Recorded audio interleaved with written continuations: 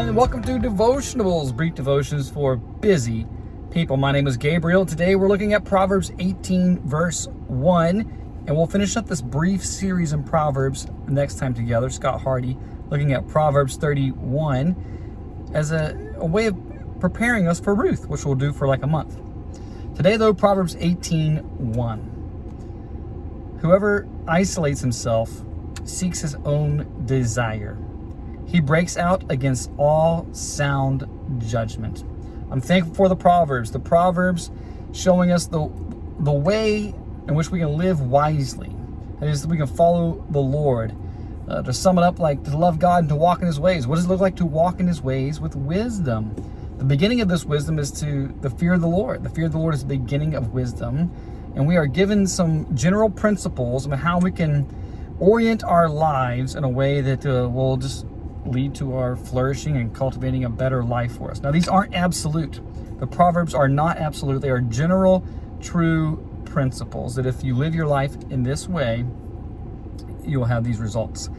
And when you think about Proverbs 18:1, it's a verse that really has convicted my heart because cards on the table, I am an introvert. It's easy for me to isolate myself and just kind of want to do my own thing. But the author of Proverbs says this is a selfish act. You know, particularly when you think in the context of a church, and that's how I want us to think about it today, is in the context of a church. If you're a Christian, if you're not a Christian, I want us just to think about a couple things, right? The New Testament authors, that they know nothing about a churchless Christian, right? There's no Lone Ranger Christianity.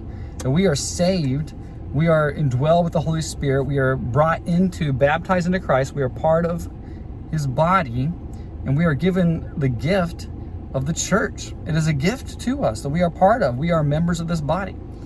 And now there's the church universal, which if you're saved, you're part of that. And there's the church visible, the church local, which is an expression of what we can see. So you and I are to be a part of a local body of believers, like faith believers. That's just a New Testament principle. There's not getting around it. And it's not uncommon for me to hear as a pastor or even a Christian, people talking to others like, well, I have a hard time finding a church for me.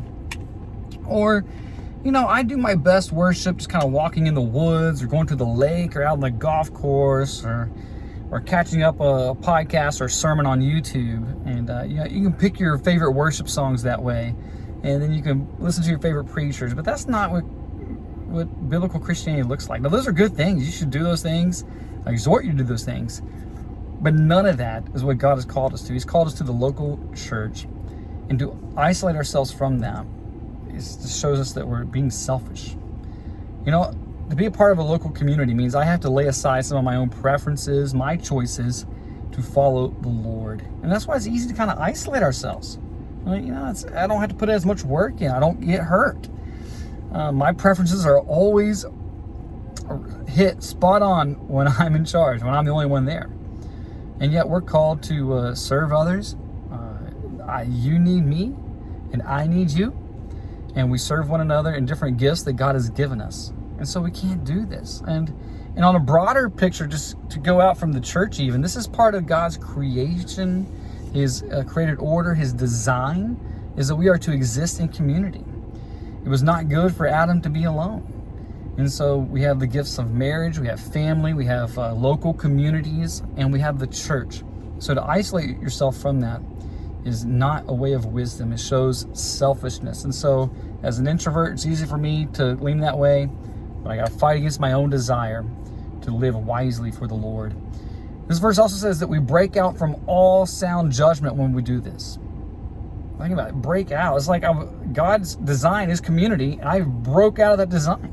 I've not lived according to his design. That's not saying there's never times you need a little R&R, a little peace and quiet, and find you a hammock somewhere, read a book, to spend some alone time with the Lord. That's exactly right. But this is saying that this is the rhythm of your life. You're never in community. That's not wise. And you break out of God's design, and you're not living with sound judgment. So it's Proverbs 18:1, a verse that I have to watch out for and live by. I pray it's a blessing to you today. God bless.